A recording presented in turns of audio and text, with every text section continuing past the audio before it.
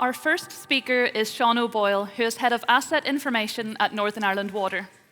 Sean is going to talk about the importance of accurate asset data and the tools Northern Ireland Water use to assess the capacity of wastewater infrastructure.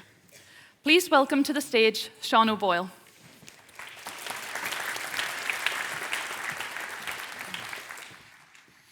Morning all, thanks for having me, and thanks to Dermy for dropping me in this, but there you go.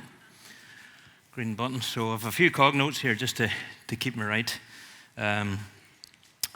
Just following on the theme that everybody else had talked about earlier on, Minister Frank and Rob and whatnot, you'll see that we do a lot of the things that they talked about.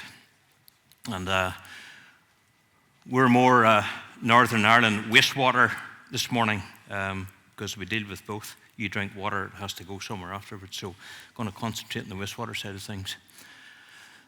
Okay, and how we use data to make decisions in a very complex and diverse business that we work in.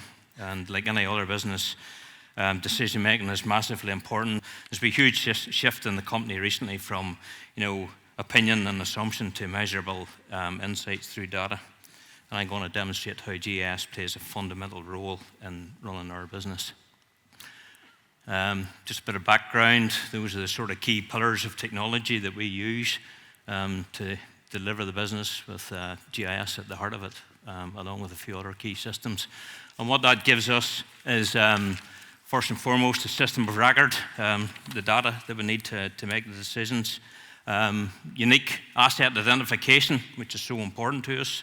Data integration, we mentioned earlier on about how integrating systems and data across different systems, whether that's work management, asset management, energy management, customer management, and so on, and how we can bring those all together to deliver genuine business benefits for us and indeed for our customers, which are our primary aim is to satisfy those. Okay, just a wee bit of background then, I suppose for context. That is not Northern Ireland Water, that is the London Underground, which most people will recognise, which has some 400 odd kilometres of underground infrastructure, all connected, combined, interoperable, etc., etc. That's 400. We have 16,800 kilometres of sewers, not to mention the 27,000 kilometres of water mains. Built in the 1800s, 1860s, bit like our network started in Belfast in Victorian times in the 1880s as well. So that's sort of where the comparison ends. 3.4 million assets we have to manage. We need to know where they are. Location is everything. Knowing where those assets are, how they connect to each other is so important for running the business. These are stakeholders. Competing objectives, the regulator, utility regulators, we have to abide by certain financial regulations where we're only allowed to spend so much money, then Stormont or the government, etc., environment agencies, our customers, etc. So those objectives, do more with less, provide growth in the economy, but don't pollute the water courses, etc. So they're competing, and the challenges are to try and do all of those things at the same time. For example,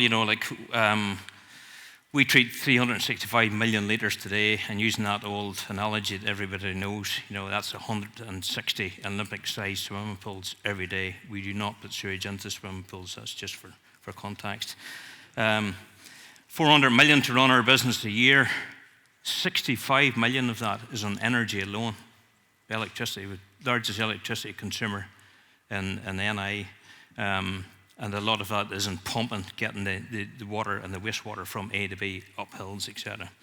So again, all of those systems interconnected and whatnot, and using GIS and system of record to help run the business. That's just a conceptual model of how a wastewater network operates.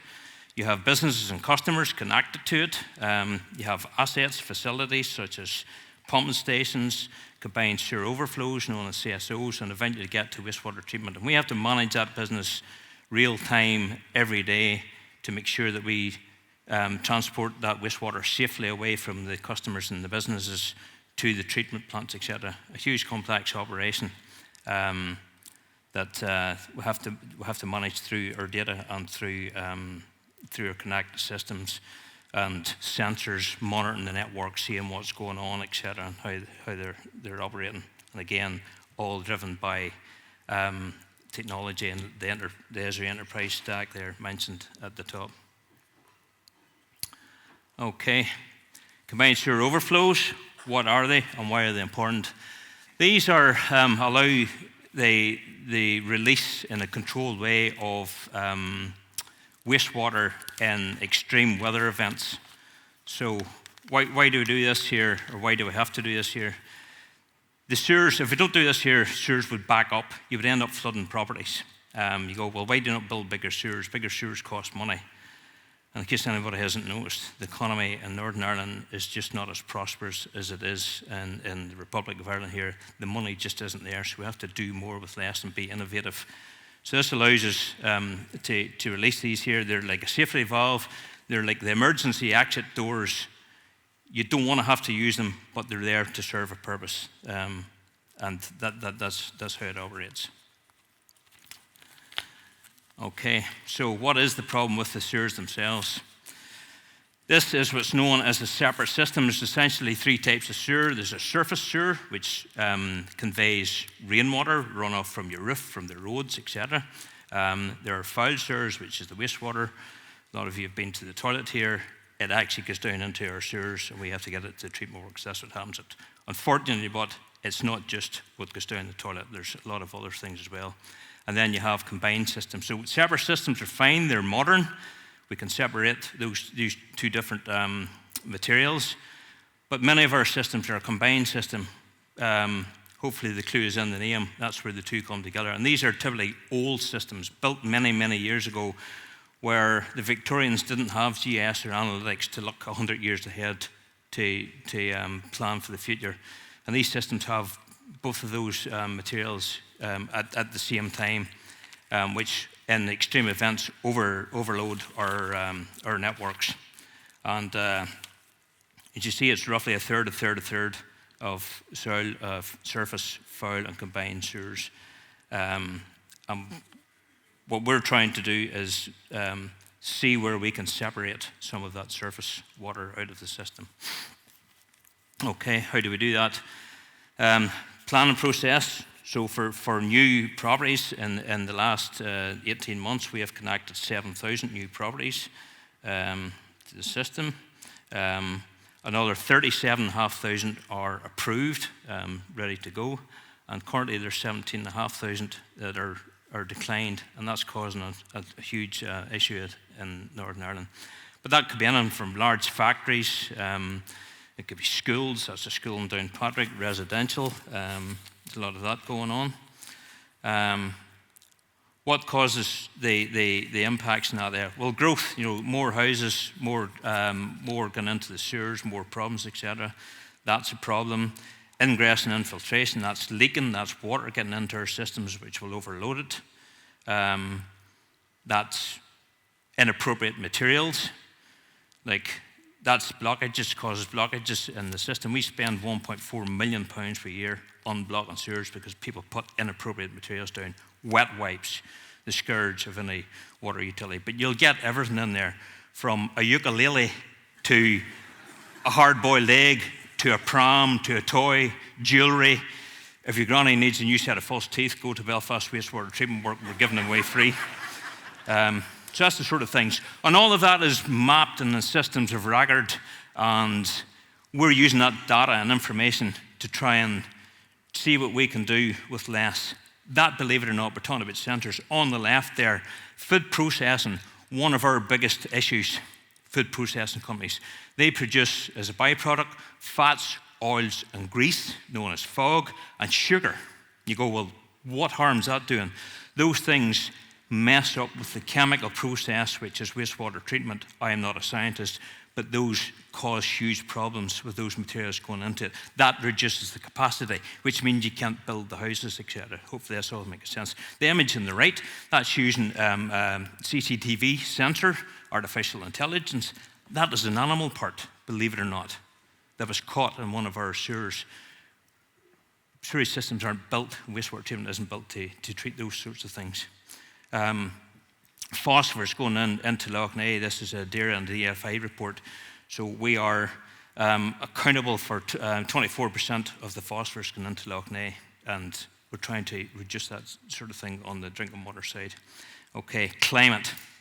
You see the stats yourself. More rain, more water going into the sewers causing problems, causes flooding, etc. Old and aging pipes, leaks, more water and unwanted water getting into the sewers. And all of these things coming together are constricting our capacity to permit more growth, the economy to grow, more housing, and so on. Okay. We bring all of that information together in GIS. That allows us to simulate it and produce analysis and facts and figures and information to support decisions on where we can invest, where we can take mitigation measures. Some of the mitigations, the plan and decision support tools that have been built now, which allows us to focus on where we can actually build houses and try and drive investment in those areas. Trade effluent platform now on GIS. On the left is the byproducts of food processing. On the right is working with businesses in the trade effluent, and that's cleaning up their act. And again, all of this is mapped in our systems to help identify where we can do something about it and focus on let's work with those traders to reduce that. EDMs, the combined sewer overflows we mentioned earlier on. There's a £50 million investment over 15 years to put these monitors on 2,400 overflows across the entire network, which gives us early warning systems, correlation between rainfall and spills. Can we take intervention, do something about it? Again, free up capacity. Offsetting stormwater, so instead of stormwater going into our systems, underground attenuation on the left, hydro breaks on the right, etc. Thousands of these, all mapped on the network, all interconnected, that we know how these things are behaving. This one here, ingress and infiltration, an Esri award-winning solution, I might add, which has looked at 2,500 locations to look at infiltration and again take mitigation measures. This is all about trying to prevent having to build new infrastructure, which costs a lot of money. Blockages, 144,000 blockages since 2008, drastically reduced and saving time, freeing up the network, etc., to allow that expansion of houses. And again, these are tools that are built by colleagues of mine in NI Water, and you can see those blockages have reduced over the years, saving money, but again, freeing up the network. Finally, you might want to end up constructing something if all else fails as such, but again, we're using the information, the analysis, the insights in NI Water with all of those assets that we mentioned earlier on to where you might construct a new work, such as Ballygowan here, all driven by your data and GIS. And again, bringing all these things together, bringing that capability on the left-hand side of your systems of records analytics to deliver those outcomes on the right, which are evidence and decision support, which supports the entire operation of the company, all based on location. And last slide. That's a skip at Belfast Wastewater Treatment Works, which incidentally is some 55 acres, which is 2.5 times the size of Stephen's Green, just around the corner here. That's the sort of operation that you're operating. So wet wipes in the system, clogging up our screens, etc., and trying to work with the data and systems we have to remove those things, use these sensors and to get that out of it. And look, I suppose finally, save our sewer system, only put in the sewer system what you should. Like a sewer is a bit like life. You get out of it what you put into it, and we only want to put good stuff into it. Good stuff being the flushing down the toilet. That's me. Thank you.